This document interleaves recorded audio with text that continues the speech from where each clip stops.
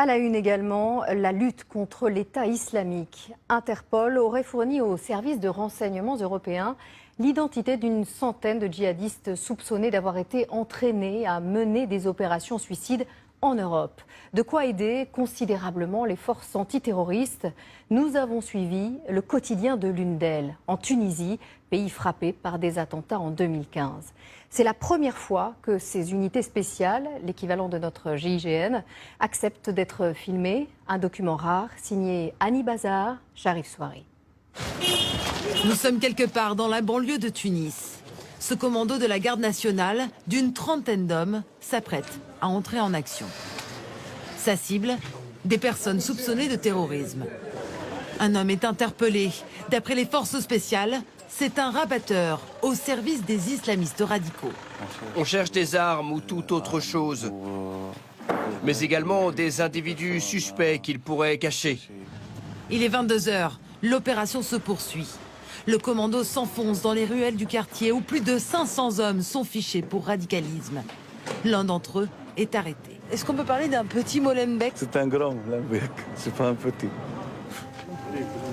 Bilan de la soirée, 3 arrestations, retour à la caserne.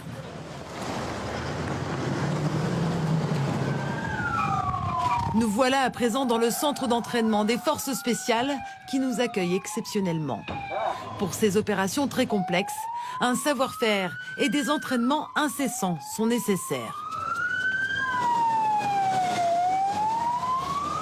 Cet exercice s'inspire de faits réels, la traque de terroristes en fuite. En tout, plus de 700 hommes sont spécialisés dans la lutte contre le terrorisme. Après les attentats et tout ce qu'on a vécu après la révolution, on a essayé de plus augmenter notre niveau.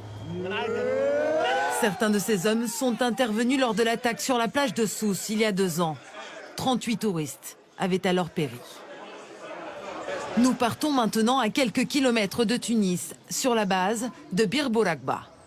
Ici s'entraîne une autre unité antiterroriste, l'équivalent du GIGN. Ces hommes sont l'élite de la garde nationale. Au cœur de leurs entraînements, les séances de tir de jour comme de nuit. Les tireurs d'élite, c'est à leur mission de couvrir la progression des collègues. Ils doivent avoir d'abord beaucoup de patience parce qu'ils doivent rester des heures et doivent résister donc à des conditions très difficiles. Depuis 2011, ces hommes ont participé à 265 interventions antiterroristes. Cette vidéo jamais diffusée montre une opération en 2015 dans les montagnes de Gafsa, au centre du pays. C'est des terroristes qui cherchent de la nourriture. On les a suivis, on a fait donc cette embuscade. Ce jour-là, 5 islamistes radicaux, dont le chef de la cellule, ont été tués. La lutte contre le terrorisme fait partie du quotidien des Tunisiens. Les contrôles routiers tels que celui-ci s'organisent partout, de manière aléatoire.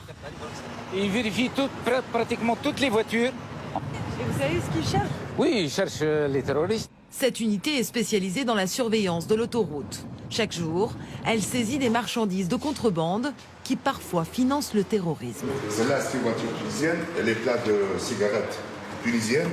Il n'a pas le droit de circuler. Ils font du commerce hors la loi. Et le contrebande, c'est toujours... il va en parallèle avec le terrorisme, quoi. La sécurité des citoyens, une priorité pour la Tunisie. Les moyens mobilisés par les ministères de l'Intérieur et de la Défense ont été renforcés. Sur les 5 dernières années, la Tunisie a multiplié par 2 son budget et fort heureusement aujourd'hui les résultats sur le terrain sont là et nous voyons un retour de la sécurité en Tunisie depuis les attaques de 2015. Selon les autorités, 2900 djihadistes tunisiens sont répertoriés. Certains sont en prison, d'autres sont morts et 1000 d'entre eux ne sont pas localisés.